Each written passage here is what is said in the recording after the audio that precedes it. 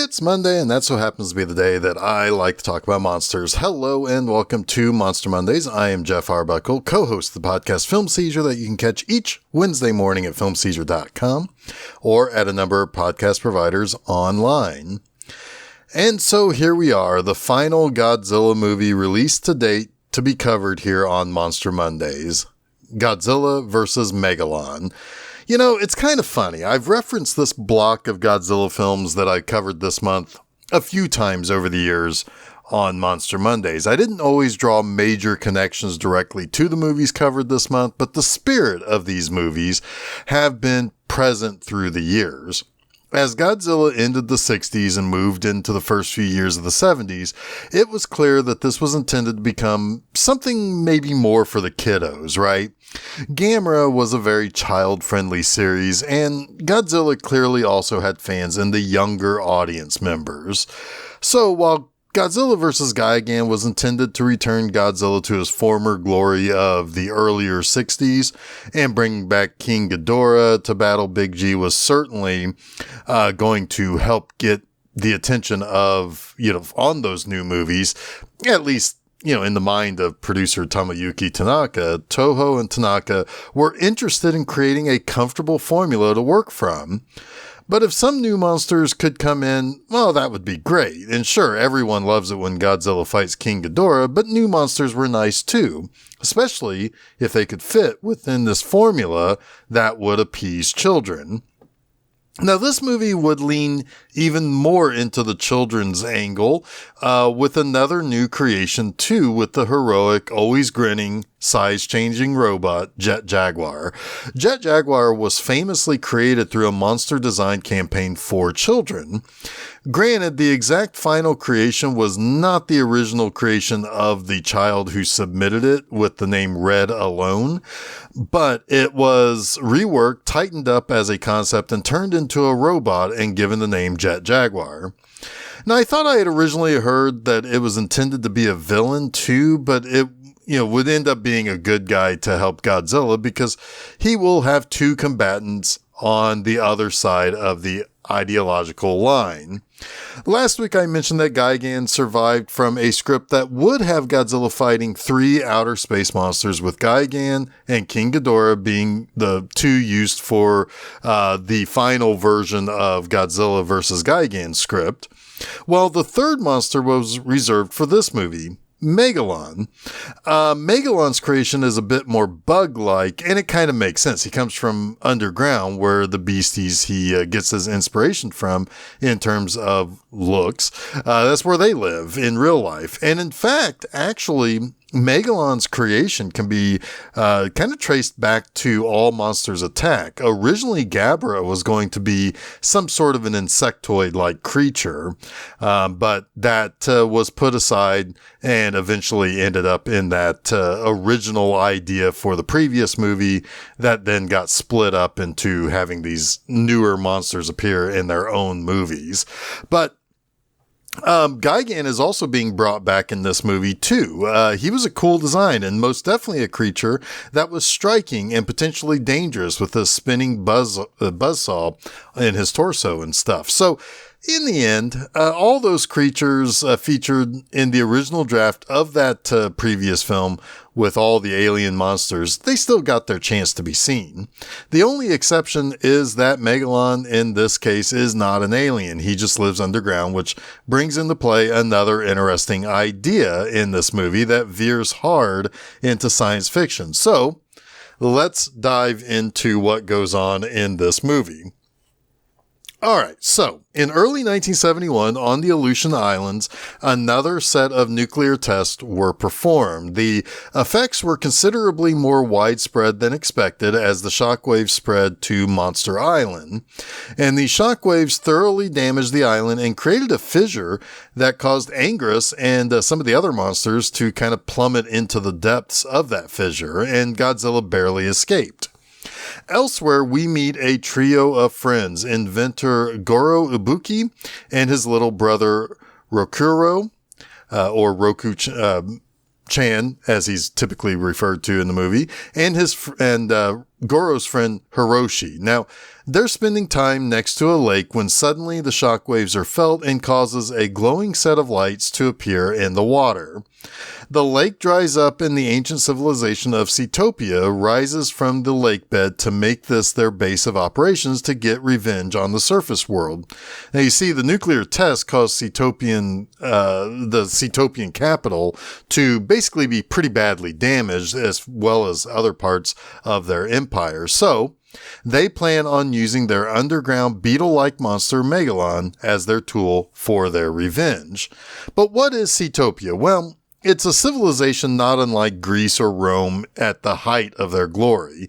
They wear something that's similar to togas, they act like those ancient civilizations, and they are ruled by Emperor Antonio. That guy is actually played by somebody who appeared in several Toho monster movies, especially whenever they needed an American, because he is an American actor. But anyway, to be fair, it's more like Seatopia is kind of like an Atlantis. Goro tells his younger brother that what is now Seatopia used to be basically a couple of great civilizations positioned in the Pacific and Indian Oceans. After great earthquakes in ancient times, they disappeared, but many believe that they were just empires of legend and not real places. So they really are more, Seatopia is really more like Atlantis than anything else. But when these three guys get home, they notice that the door to their place has been left ajar because agents from Seatopia broke in to try to steal Goro's great robot invention, Jet Jaguar. Goro gets Jet Jaguar operational over time, but Seatopia has bugged the lab so that they are aware of when the invention is completed and operational. As they are making their way back to Goro's lab, they see the younger brother Roku-chan out and away from home. So they grab him and kidnap him as all part of some of their plans. And they also get into the lab anyway and plan to program Jet Jaguar to help guide Megalon to the various cities that Seatopia wants to destroy. Now, speaking of Megalon, Emperor Tony wakes Megalon up and he climbs to the surface to go about the business of Seatopia's revenge. Meanwhile, Goro and Roku-chan are being taken to Seatopia to eventually be put to death, while Hiroshi is just being held hostage at the lab to learn about Seatopia and their plans for revenge. Kind of a dumb move on the Seatopian agents to do that. But when Hiroshi escapes, he chases down the Seatopian truck carrying his friends, but not before a bitchin' car chase takes place. Now, one side note about this, All Monsters Attack and this movie both have great representation from the Indianapolis Motor Speedway. In All Monsters Attack, the little boy Gabra that bullies Ichiro wore an Indy 500 t-shirt. In this movie, Hiroshi is an aspiring race car driver, and on his car's front windshield, he has a little decal that is a checkered flag with the emblem of the Indianapolis Motor Speedway on it. I guess those Japanese dudes just love the Indy 500.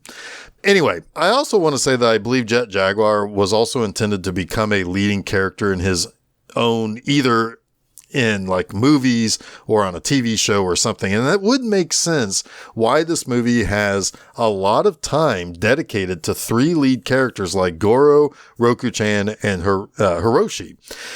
They seem to be almost developed or set up to be like a trio of characters with their own distinct personalities and skill sets. We have the scientist inventor, the action man, and a kid who will probably constantly be in trouble and needing protection. There's a lot of focus on these three guys in Jet Jaguar and Seatopia, while Godzilla is, quite frankly, AWOL since the shockwaves that began the movie. All right. Anyway, back to the movie here. So Megalon is wrecking cities and being guided by the reprogrammed Jet Jaguar. The Japanese Self-Defense Force is there to try to stop the bug creature, but guess what? Yeah, it's no good. Nothing they do works out. Eventually, Hiroshi is able to reunite with Goro and Roku-chan after Megalon flings the shipping container that the other two, Goro and Roku-chan, were being transported in. Basically, he just chucks it to a safe distance away from his destructive path. And when it opens up, Goro and Roku-chan are freed, and Hiroshi is able to find them. But Goro believes that he can regain control over Jet Jaguar, and they go to the JSDF to be able to basically transmit an override signal. Upon doing so, Goro tells Jet Jaguar to go to Monster Island and recruit Godzilla to help them do a little bug squashing. Now, upon learning of this, Emperor Tony tells one of his guys that he needs to contact the Space Hunter Nebula M to ask to borrow their monster Gigan to help out Megalon. Now, how can he help? Well, without Jet Jaguar guiding him, Megalon is kind of just going bonkers. He's hopping around, running in circles, constantly fighting with the JSDF, and he can't actually go anywhere. And it kind of turns out that Megalon is kind of a dope. He needs being led in order for him to do anything of any kind of value for the Cetopians. But as Godzilla makes his way to Japan from Monster Island and Gigan is traveling towards Earth, Jet Jaguar shows his creator that he can evolve to best suit his needs for survival. He no longer needs to be directly ordered around by Goro. He also has programmed a way for himself to increase his own size, so he can be able to be more of a match for the monsters. So this leads to Jet Jaguar battling Megalon, but it's not long before Gigan arrives to team up with Megalon to beat the crap out of Jet Jaguar. Now, that's when Godzilla arrives to help his new buddy out. And it's in this fight where one of the most infamously hilarious things happen. But so here's what the battle basically is for the next 20 minutes of this movie. Godzilla has arrived to even the playing field against the two baddies, and Godzilla starts laying waste to the two douchebags while Jet Jaguar regathers his strength. Well, it's still 2 against 1, and eventually Gigan and Megalon start to get the upper hand, and thankfully Jet Jaguar starts beating up on Megalon so that Godzilla can start using the power of stock footage to blast Gigan out of the sky and cause him to land in a building that was part of that Godzilla theme park in the previous movie. Eventually, the good guys switch dance partners and Godzilla starts beating on Megalon while Gigan just starts kicking Jet Jaguar's ass. Gigan even threatens to slit Jet Jaguar's robot throat, but Godzilla, he's not worried about this, so he just blasts him with his atomic breath business. It's kind of like when you see a movie and it's like the hero man is facing off against the bad guy and the bad guy's got a hostage and the hero man decides, to hell with it, I'm just going to shoot the bad guy anyway. I'm that good of a shot. That's what Godzilla does to Gigan in this scene. But anyway, let's talk about that infamously hilarious and awesome moment in Godzilla history. Eventually, Godzilla and Jet Jaguar regain the upper hand. They force Gigan to retreat back into space, and Jet Jaguar then picks Megalon off the ground and holds him in a full Nelson so that Godzilla can take a big running start and then slide on his tail to kick Megalon in the torso. It's so damn awesome of a move, they even redo it for a second time using the exact same footage as the first. I swear to God, this is the greatest thing to have ever happened in cinema. But it's not over yet. Godzilla runs over to Megalon, picks his ass up by the tail, and then starts slamming him against the ground like he's a sack of potatoes. Both creatures have now retreated. Cetopia realizes that they have no way of winning this war against the surface world, so they close off all access to their underground empire and call it a day. I guess in the end, that's kind of saying, well, if nobody else knows why they were attacking, are we just going to keep doing nuclear tests and just screwing up their town and they're just going to take it? Well, okay, whatever. But Godzilla and Jet Jaguar shake hands and say a fond farewell, and Jet Jaguar returns to his normal size and his friends as Godzilla returns to Monster Island, I assume to try to figure out how to get Anguirus out of that crevasse that he fell into. But let's talk about the 3 things I like about Godzilla vs. Megalon. First, last week I mentioned that in terms of design, Gigan had 1 foot in the world of Godzilla and the other in the world of Ultraman. While it's very clear the Jet Jaguar is obviously inspired by the tokusatsu subgenre in Japan and very much inspired by Ultraman. The only difference is that Jet Jaguar is clearly just a robot. Jet gets a lot of guff from some fans, and to be honest with you, I kind of like him. I don't really know exactly why people don't like him other than he is a little doofy looking, I guess, but whatever. If Godzilla was going to embrace the ultra sci-fi sensibilities of the 70s with inner Earth civilizations like Seatopia and outer space alien invaders and stuff, I mean, you might as well go with a robot creature too. Mothra never interacted with Godzilla and hadn't been seen since the Mysterians, so why not have a good guy giant robot to fight alongside Godzilla? I kind of dig it.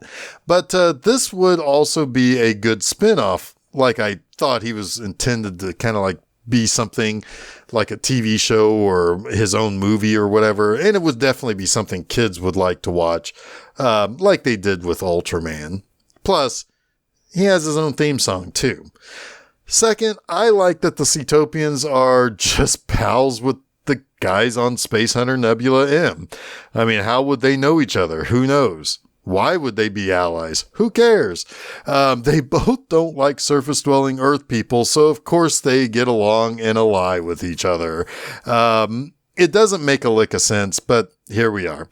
It's a chance to bring back Gigan for another movie. And listen, I'm not defending these movies as being high art, but I will defend these movies as being fun as hell with comic book style storylines and things that don't make sense, but don't matter anyway because we're just having a whole lot of fun watching monsters punch each other, okay?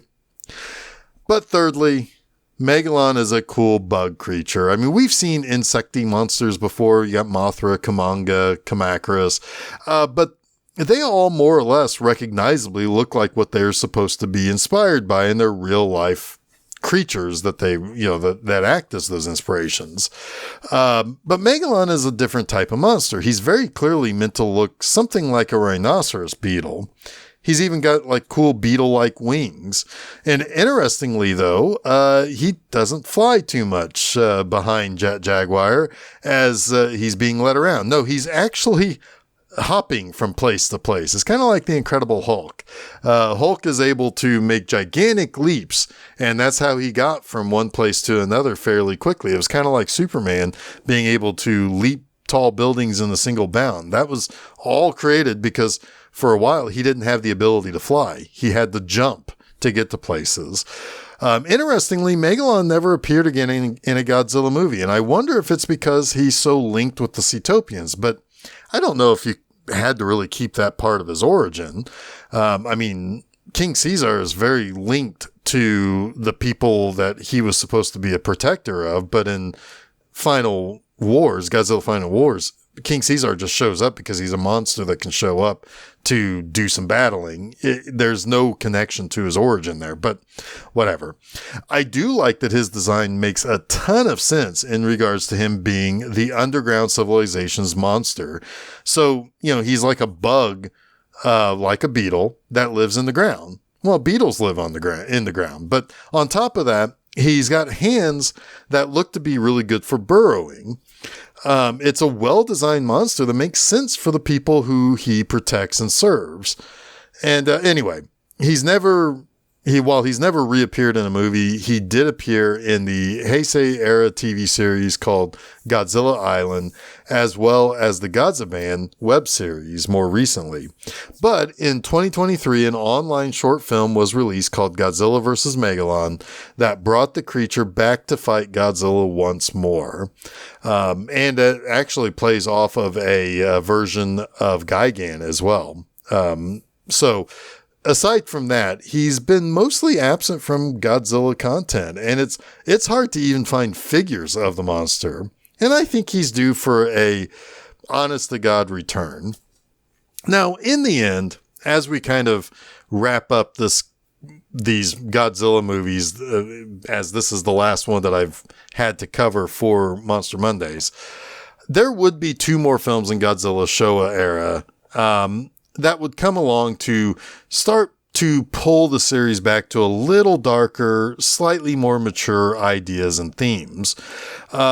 those films I covered years ago, Godzilla vs. Mechagodzilla and Terror of Mechagodzilla.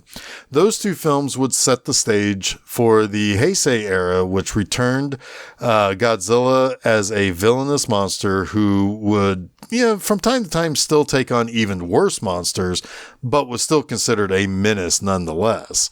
That trend continued through the Millennium and Reiwa eras of films as well. And after 1975, the only time that Godzilla was really portrayed as an outright protector, or at least a good guy that didn't really have beef with people, were in the films made by Legendary here in America. You could maybe argue that he was defending Earth against an onslaught of monsters in Final Wars, but that was more about him defending his territory more than anything else. And there's not a whole lot of thinking that needs to be done in that movie. It's just Godzilla taking on monster after monster after monster after monster and kicking all their asses. It's fantastic. Again, dumb fun is what we're here for. But this era that we just closed out on, and the 4 films between 1969 and 1973 were as odd as they were imaginative. They certainly were films that were easily visible here in the United States, thanks to Saturday afternoon airings on TV when I was a kid. And they would certainly appeal to children through visuals and lots of playful action on screen. It's only fitting that these would bring to a close a series of films that helped inspire this show because of how much fun they were to watch when I was a kid. Now, until someday, when I someday dive into Singular Point or revisit the Monarch show Legacy of Monsters, and it just so happened that it was just announced right around the time I was recording this episode that a new film following on Godzilla -1 has been greenlit. But until I get that movie, or I go to those other shows like Legacy of Monsters and Singular Point, we close the chapter on Godzilla and bid him adieu. And that wraps up this week's Monster Mondays. You can catch new episodes of Monster Mondays each Monday at filmseizure.com. Don't forget to follow Film Seizure at Facebook, Threads, Instagram, and Blue Sky. You can also subscribe to Film Seizure to get both the Film Seizure podcast and Monster Mondays at your favorite podcast providers, as well as YouTube. You can also check out my website, bmovieanima.com, to read new reviews every Friday morning. Next time, we enter the dreams of a young girl who finds herself in the company of wolves. So until next week, stay spooky.